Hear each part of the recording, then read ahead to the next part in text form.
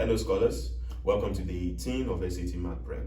Today I have another question for you on functions, and it's called composite functions, how to solve composite functions. Now, the function f of x is defined as f of x equals 2gx, another function, 2 times another function, where g of x is x plus 5. What's the value of f of 3? All right. Now, solution,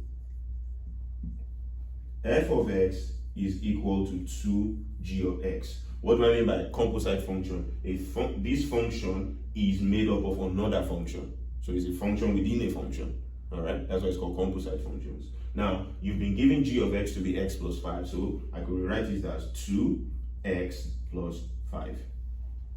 All right. Now, the question is, what's the value of f of 3? So f of 3 is 3 plus 5, which is 2 times 8, which is 16. And that's how you solve it. Alternatively, you could say, what is the value of f of 3? Let me first find what the value of g of 3 is. G of 3 is what? 3 plus 5, which is 8, right?